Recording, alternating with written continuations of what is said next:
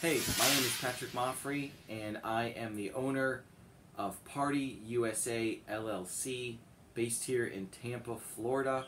I am a professional DJ, a professional MC, and we do a whole bunch of fun entertainment. If you ever need a DJ or MC or any other kind of vendors, you can call us, go to our website, it's on the screen, and we'll be happy to help you. So, with that said, I'm a professional DJ, but I love slot cars. And that's why you're watching this video. So I want to show you a great interaction, a great video that we totally made 100% random. I was coming home from filming at a country club we work at, some promos for the general management, and I called Terry. I said, Terry, I'm passing by your exit. Let me film a promo for you. I don't think you have a good one. And he said, okay. I came over, I set up my stuff, and then we kind of just randomly decided, you know what, I'll just interview you, we'll just talk. And I grabbed a backup mic, and I was off camera, and backup mic I don't think is the hottest quality, but you still can hear me talking. And then we had him mic'd up, and we ended up talking, no script, nothing. We just caught up as we typically have in the past, and we talked all about the Super 7, which I was excited to check out for the first time at his place, and you're going to hear all about that and just some other great things too. So I hope you enjoy getting to know Terry a little bit better, and this is something that I really enjoyed doing. And please leave your comments if this is on social media you're watching, and let us know what you think, and maybe if you have someone else we can interview in the slot car community. This is something new we did for fun. It was definitely fun, like it should be. And well, with that said, enjoy. And how are you doing today? Well, this time of year is pretty warm here in Florida. I think out in the car, it says it's 100 degrees outside, so it's nice to have some air conditioning. Yeah. People often joke. Well, let's just back that up. People often talk about the overcrowding in Florida with everybody moving here, and I've got this idea how to fix it overnight. Okay, so what you do is you pass a law that says you cannot have any air conditioning in new residential construction. That will absolutely stop all the immigrants coming in from California or Chicago or wherever it is. They're trying to get away from different places and come to Florida. That would fix the overcrowding. I mean, and it's people like that. It could work. It just depends. True. It'd fix it right. You there. also could have a new bunch of people that I met someone once actually that it was a lady. She was an adult, a mom, and she had put some money into this indoor skate park kind of ministry thing. Really cool. I never went out there, but I talked to her. She was totally against air conditioning. She thought it was like. Yeah, people are. I guess some people are. It's just you haven't been a Florida native. I mean, you go around and you see these old cracker houses with all of the high windows and the porches all around and the ceiling fans or whatever, and that's the way people lived. I mean, they grew up. They had families and whatever, and it didn't kill them. And that is interesting transition because talking about slot cars, talking about HO scale slot cars. Which, of course, you personally have a lot more detailed knowledge than I do of the history of it. I know a little bit of it, but I certainly know that having snow on the ground, being in the northern states, definitely fostered a lot of slot car fans. But really, people, they don't think about it, but it's sort of the same thing in Florida because it's so hot, we do things inside too, and there's a huge slot car community down here. Yeah, and there's also a lot of transplants. You do get a lot of people from up north coming down here, but when you look at your sales, the vast majority is northeast, upper Midwest, places like that, where it's just you have your wintertime hobbies. It could be trains or slot cars or something like that you do in your basement, and then it all kind of tapers down in the summertime when they've got their outdoor activities, boats, motorcycles, hot rods, whatever. Yeah. In places like California or Arizona, Colorado have a fair amount of slot car enthusiasts out there, and Florida. But typically what I see in Florida is people that came from other geographies. I think it's growing. I think it's growing. It is growing. I know I like it more and more, and I know I was into BMX. I liked race cars, never had any. I knew some people that did. I'm probably like most people. Only some people have race cars, and but we knew people that did. But then we just love stuff like that, and then growing up, you get busy doing stuff, and then you realize, wait a minute, slot cars is kind of still there. eBay, I think, helped a lot too. Yeah, the hobby really kind of came up, in the last 20 years with eBay. That was the really, I think, got most people into it. But then Facebook has supplanted a lot of that. Some of that's eBay's fault. I mean, we could have a discussion for hours about eBay. But social media, technology, even this video, I mean, we're putting this video out there. We can connect in a way that we never did before. Correct. I love it. Okay, Correct. So let's jump into the good stuff. So that was actually fantastic. But let's talk about the real good stuff, the stuff that you create. You're a creator. You're I mean, not to blow you up too much here, but I mean, you are. You know your stuff. That's how I came across you. I actually asked you some random questions about power sources, controllers. You set me up, and I still use those same controllers and power sources you pointed out to me in 2018, and then I just added on to it. Now I help other people. But you know a lot about electricity. You know a lot about power. You know tons about magnets. So now you have a slot car company that you've had for a while. I call it that. And you've created your own chassis. Tell us about that. Well, I'd like to set up a little background about that. I mean, I started as a hobbyist, and then the economic tsunami 2010 that decimated things here in Florida. I was in the construction business, and I mean, residential construction just stopped. So I got laid off and had to do something, and took the hobby, and through the help of a person out in Kansas City, that was actually met him through eBay, because I was buying stuff from him. That's and cool. We got to talking. But I mean, it got to the point where, I mean, we had to do something. Yeah. Construction was dead, and there wasn't, and it was just terrible. So the guy's like, you just need to just go on eBay and start selling. I'm like, what? And he's like, yeah, I'll help you. So we would buy these buckets of parts off of eBay and go through them, root through them, find stuff, and then just. You were saying you used to dye the chassis? Yeah, I mean, we started off doing Tycos. That's really what... I love Tyco. What really got me started was the Tyco 440s. I love Tyco 440s. And the headaches of trying to take these random 440s that you would get from different people or whatever, and every one of them would have a different little problem, and then you're trying to sit there and figure out, okay, and I didn't have any money at the time. I mean, it was on unemployment and all this other stuff. So how do I make some lemonade out of these lemons? And over time, through God's providence, it all kind of got built up. And at some point, it's like, okay, I've got to quit trying to rehab stuff. I've got to create parts. I love it. Okay, and save the money. And then I think the first thing I started doing was wheels and hubs, because that was always the problem with Tycos, is like the hubs were bad and the wheels were bad. So that was the first thing to do. And then, okay, magnets was the next thing. And then we cooked up this idea of these neo resin magnets, where you take the little neo block and then you cast it in a block of resin, replace that in the traction magnet box, and then that with the tires, I mean, it was just off the races, literally. That's awesome. Yeah. That's phenomenal. And And so that's like other level stuff right there. So, but that got me started, and then over time, this you learn every project you learn.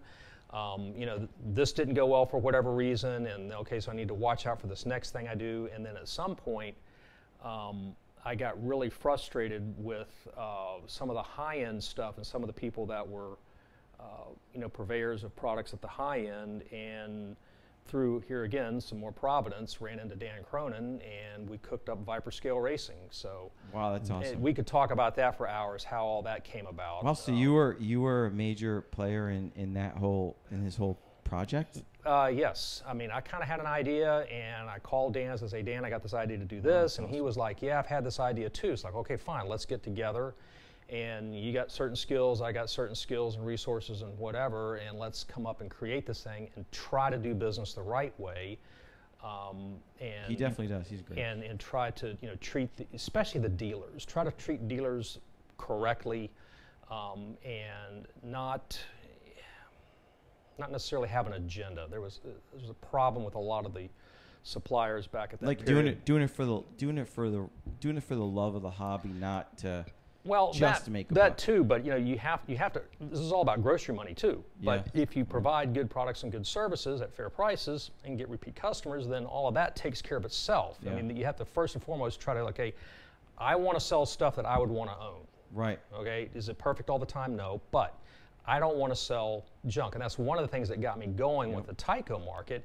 Is okay, when that Tyco goes out of here, I would want to own that. Listen, I don't want to coin anything, and I'm very careful right now with my words because this is a great interview, and I'm sure people are going to watch it. Even though I just kicked the camera and everyone saw it shake for a minute, sorry about that. It's all right. But I'm not going to edit that because we were talking. But I want to be careful with my words. But what you're saying is definitely true with you.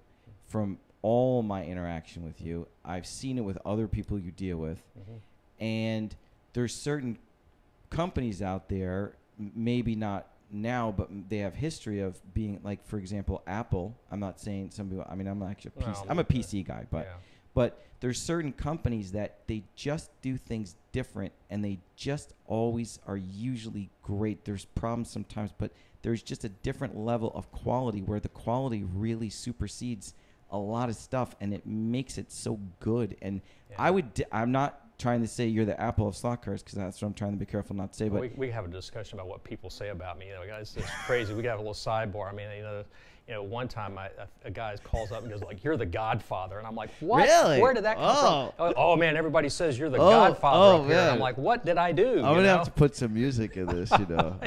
I did. My wife heard that on the phone.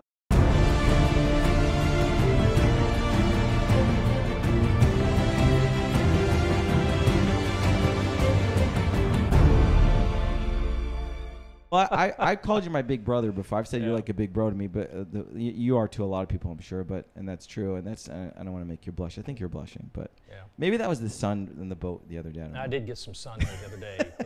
It's been hot down here. Baking hot. Yeah, for real. Driving over here, it was actually 100 degrees on the. It was actually 101 for a few seconds, and it's crazy. Okay, so.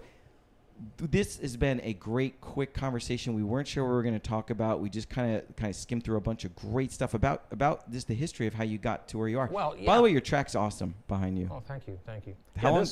This is an older Wizard Scorpion. Oh, It's been a really, really good track. The interesting thing about this particular track is the material that they made the surface out of really isn't, to my knowledge, available anymore. What is it? And I don't know what they have, but the surface is absolutely incredible on this. Very, very tough. It's different than the Viper. It's different from the Viper. It's not PVC and it's not Sentra. It's a product somewhat like Sentra, which is a kind of an air-entrained, almost like foam core.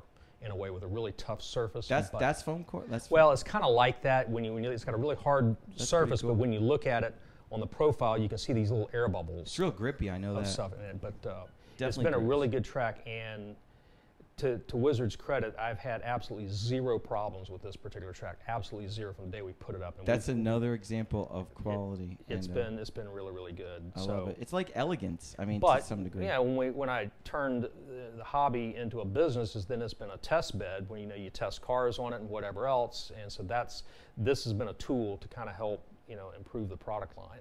Yeah. But cool. All this stuff that I did with the Tyco and the Viper and whatever else, all that kind of led up to this idea of Super 7, and it helped me learn a lot about the customers. And what I found is the vast majority of customers, I mean, it could be 98, 99% of the customers are just average guys that, got a track in their basement, maybe they got it set up on a floor, right, or whatever. It is not. It is absolutely not. You know why I don't like to set up on the floor, by the way? Because we did that over the beginning of summer. I told Elena, I said, Elena, let's do it like kids. I have all these boxes of track, and we did this huge track. It was great.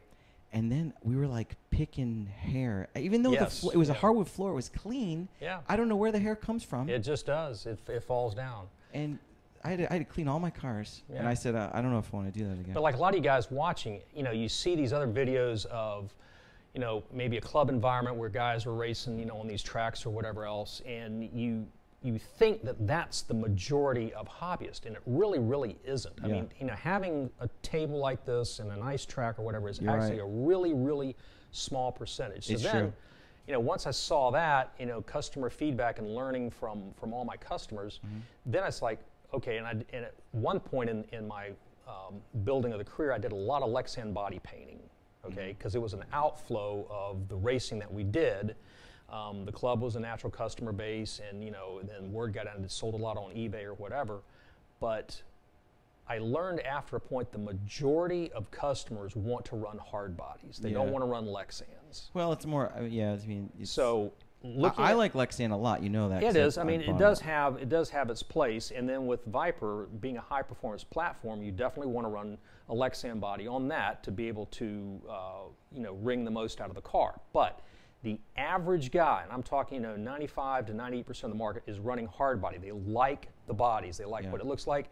And if they get a body, they got to put a chassis underneath it. Yep. You hardly find anybody that's got racks of bodies and then 3 chassis that they swap. If they get a body, they're putting a chassis underneath it. That's just all there is to it. When I put a chassis on my, do you do this? Like when I, maybe it's just me. I bet you it's not though. When I put a chassis on a body, it sort of becomes that car, and then I can't separate it, and I like have to keep it. That's exactly correct. And the worst is when it really, like, you do that with like an extraction, and the extraction happens to be a bummer chassis, and you put way too much time into it. Yep. That happened. That just happened to me. Well, recently. just what I learned. I mean, for a period of time, I was an Auto World distributor, and a lot of these people are just buying, the carded cars and ripping them open and getting the bodies and then dumping the extraction chassis somewhere because they're so terrible. So this is a Super 7? Yeah, this is a Super 7. This is actually, as we... So by the way, when you're showing this, we're going to, right now too, at some point in this video, we're going to put up close-up pictures, so we'll just do the audio and we'll be showing the pictures of it. Cut back in. Yeah. This is a brand new chassis that came in white. The standard chassis are black. This one is white. We're working on getting red, yellow, and blue. Cool. Okay, we're working on getting red, yellow, and blue. So it's like nothing is like a royal blue. Like it'll be more, just kind of a light blue, a medium kind of a blue. Red maybe about like that, probably deeper. Yellow, hopefully, like a pretty typical canary yellow, something like that. Oh yeah. So like that way you would have, IROC colors for red, white, blue, and yellow lanes, and you can put the colored bodies on them. Like for this track, we've got a set of Super 7 IROCs. This happens to be the red car for the red lane. Did you ever think about doing like a mixed swirl body? So in skateboarding, they have wheels that are urethane, and they do a swirl. It's pretty hard with injection molding. Is it? Yeah, this is not like something that. What happens with just to digress here, the injection mold has a runner and a big screw and a hopper with all the pellets in it. And this big screw pulls the pellets down, and as it's pulling it through this screw, it's also heating the stuff.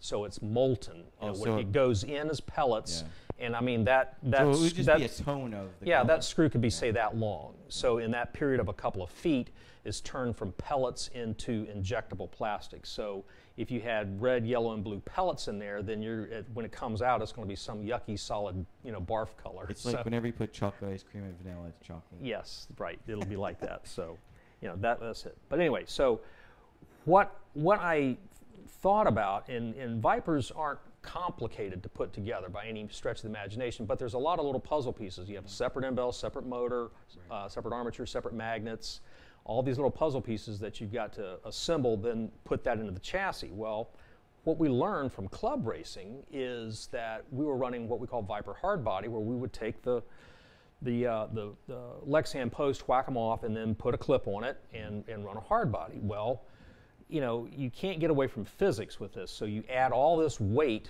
to the car, and you can't run the same lap times that you can with, say, a Viper Lexan.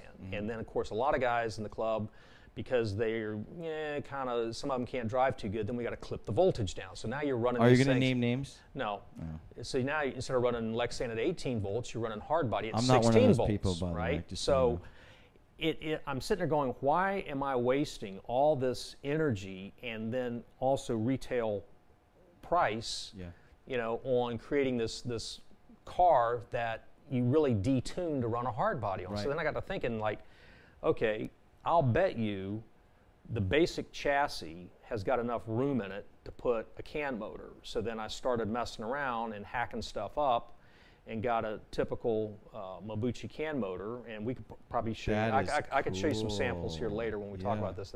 We'll put pictures on. If, Of these test samples that I did, and basically figured that we can sit a can motor within the same form factor as a Viper chassis. Wow. Okay, and then it takes a little bit more room, so the traction magnets are reduced. But anyway, so the motor is a complete assembly that you get. Right. Okay, so put the electrics in it, wham the motor in it, and it's like, so I can sell this for less money than I can a Viper because I don't have as much labor in it. And then of course the unit cost of the motor, the complete motor assembly, is less than the assembly of a separate end bell, separate magnet, separate armature that you would have in, say, a Viper situation. Plus, I will say, as someone that is just looking in from the outside, I mean, you're always going for some kind of style points, but it's definitely, I am one of the weird people that, like, I did it again, I kicked the camera again.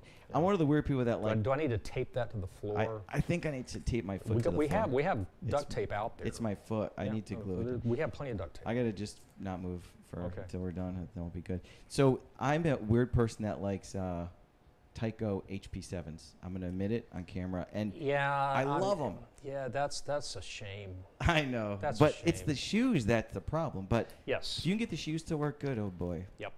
But the can motors is my point. So Right. it's a stylish setup. Yeah. It really, because you drop it in and have Well, fun. yeah, I mean, I look at the HP7. I mean, it is kind of you can't do much to it to hop it up. But when you look at it from a manufacturing standpoint, you put on your production engineer hat and think about why Tyco did that.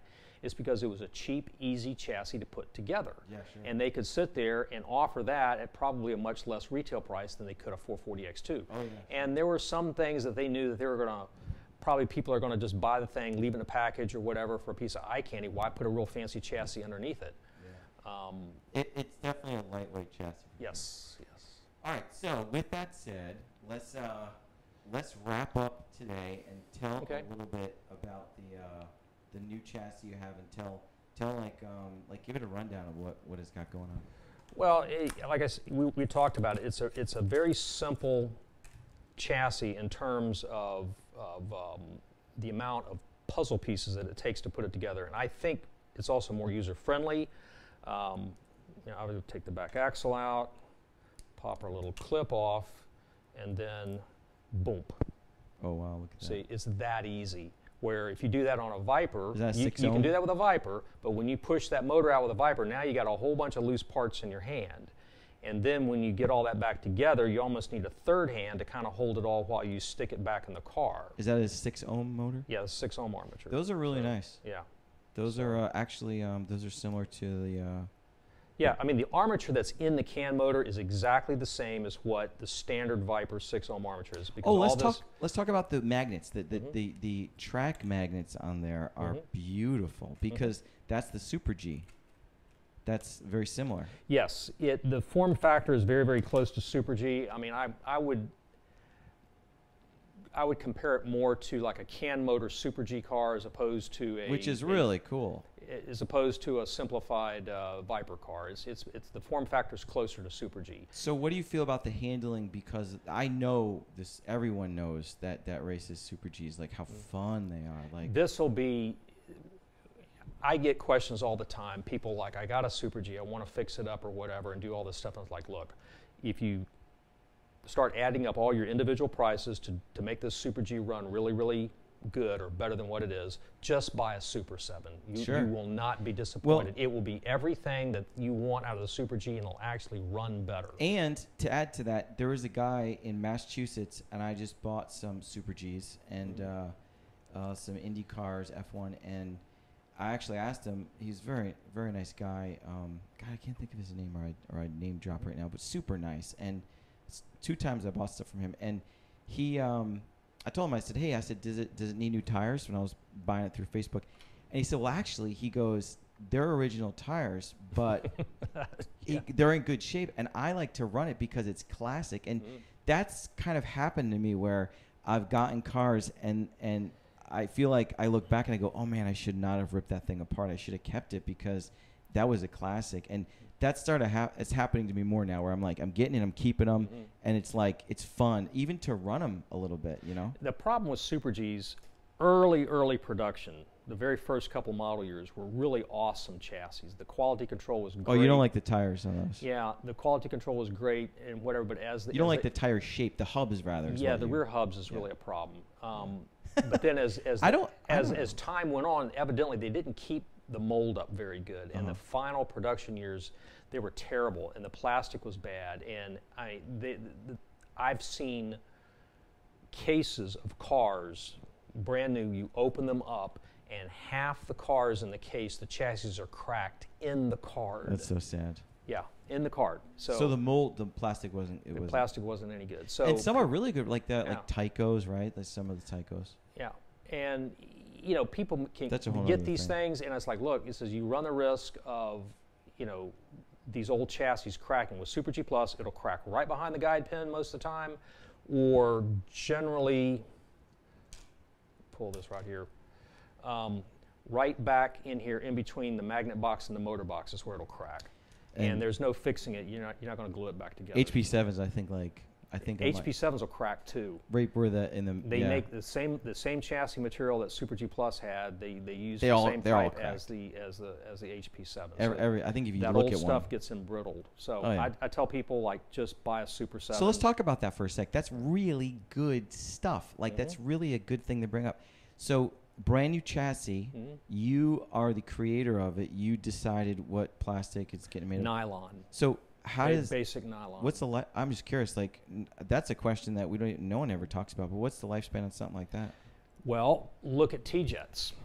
Yeah, forever. Okay, the original T-Jets from 1965, nylon. Actually, they called it Nylotron because it's a gray material that has moly added into the mix. I mean, regular nylon 6.6 is kind of a translucent white, and then they'll put the moly in it and turn it gray, and it's like natural lubricity. Not that there's a lot of places on that chassis that need oil, but at least all the axle holes, the places where the armature comes through, the top plate and the bottom of the chassis, that moly gives it natural lubricity. Now, oil does help it.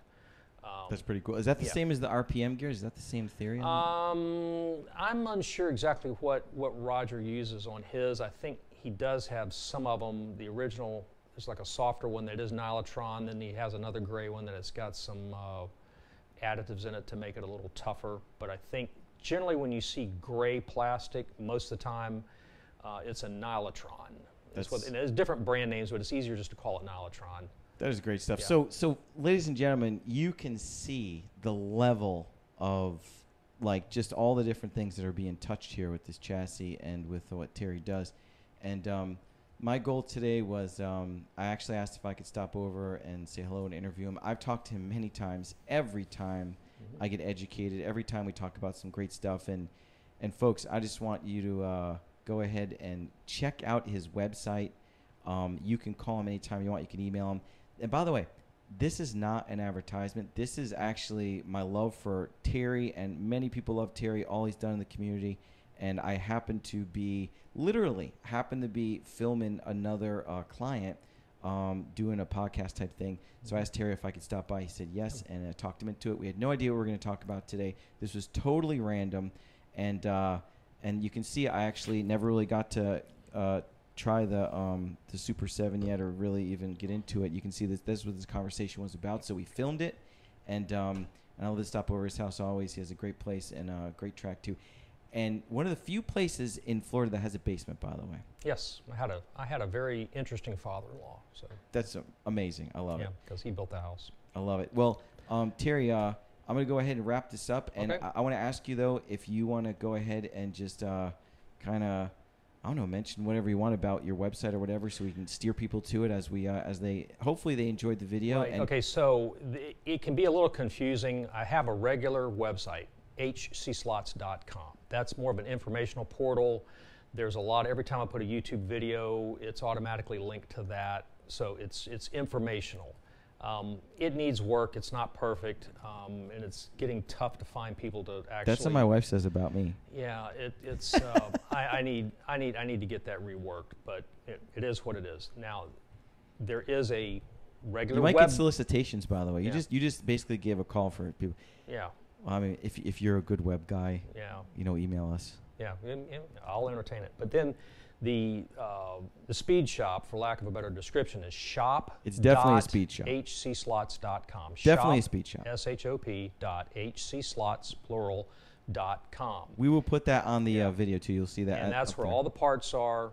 I would appreciate it if you spent most of your money on the web cart rather than eBay, because eBay clips people 15% for sellers. I remember one time It's true. I tried to get a guy steered to the web cart, and I gave him the big pitch, and he goes, "Did they charge you?" I'm like, yeah, it ain't free. Yeah, a lot of money.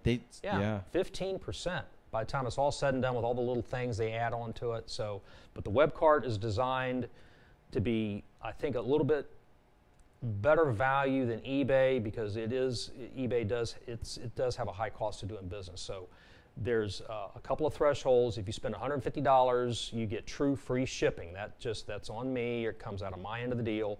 If you spend $200, then it's free shipping, and then I think another 5% off. And then the web cart keeps track of everything that you do, so there's a record. In case I mess up, I can go back and look and see, and then you can go into your account and see previous orders and what you ordered to get something again.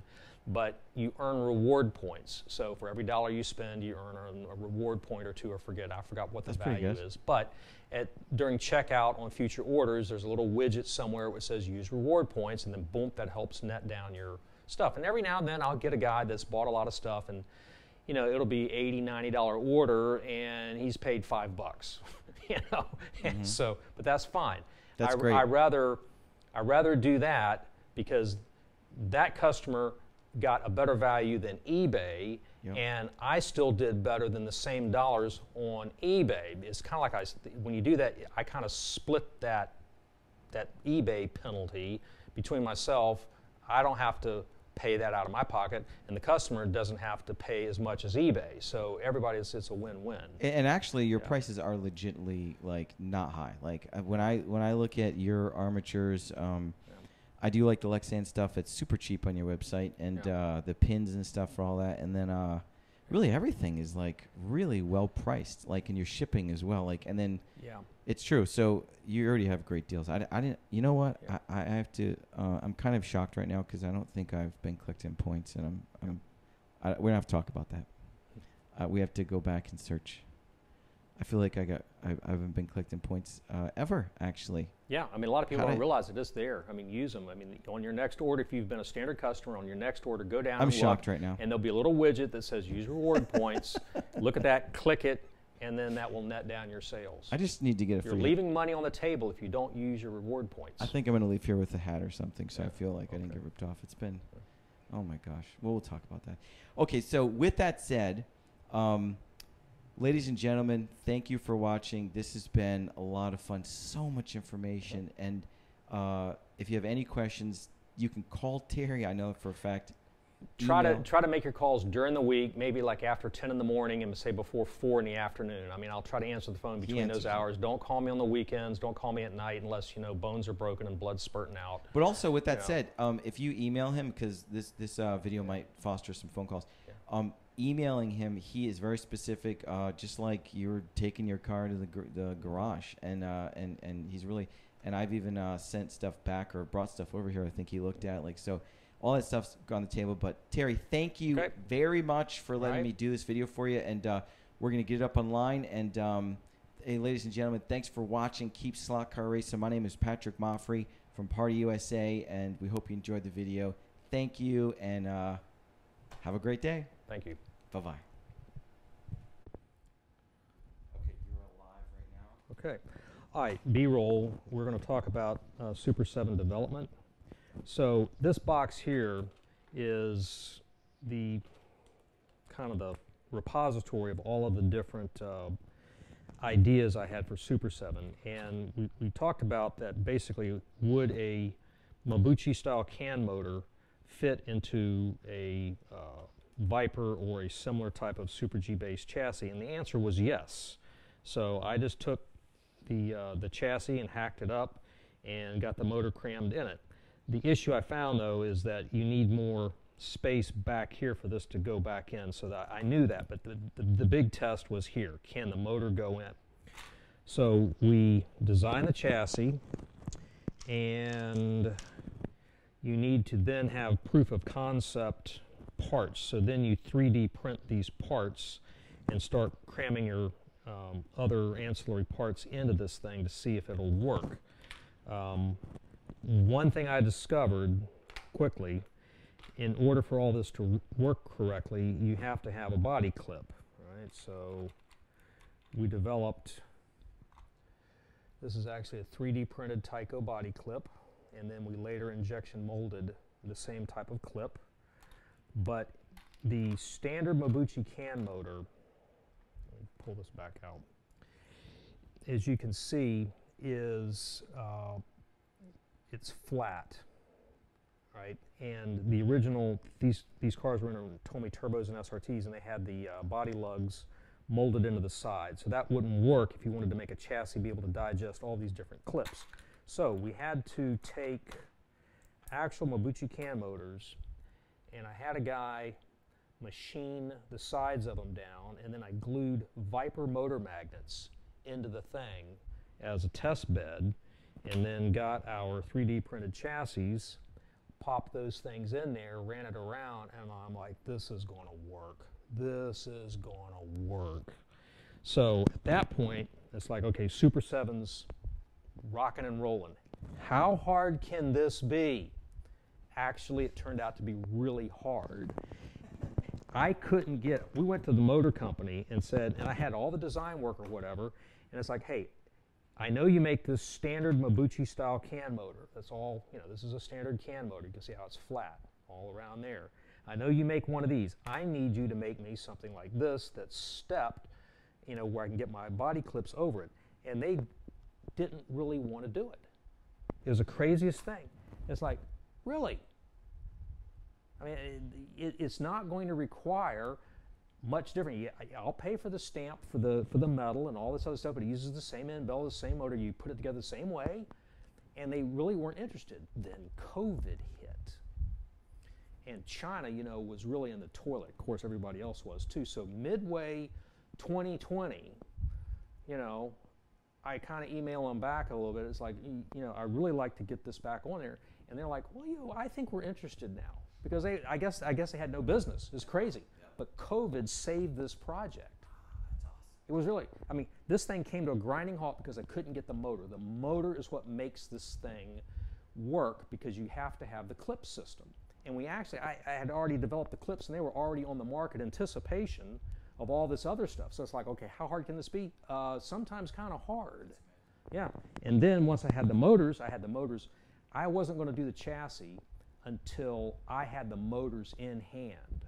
Okay, so get the motors in, I got them stacked up. Okay, now I'm going to injection mold the chassis. Well, that turned out to take a whole nother year because the mold didn't get made right. Yeah, it's terrible. I mean, it's really terrible. I mean, it's like I had to threaten the guy. It's like, look, I'm going to just pull the plug on this. You know, I'm going to call the credit card company and get my money back for the mold or whatever. Oh, no.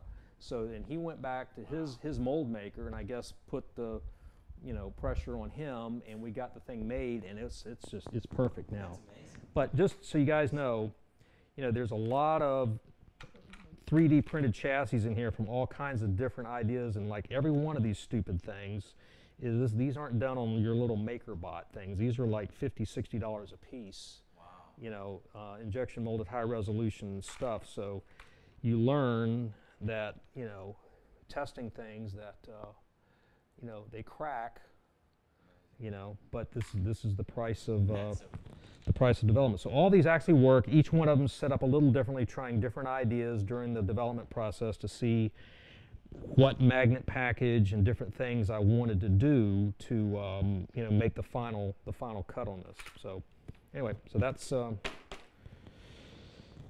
that. And if somebody's got a couple $1,000s, they could come down here and buy that from me. That's great. Yeah.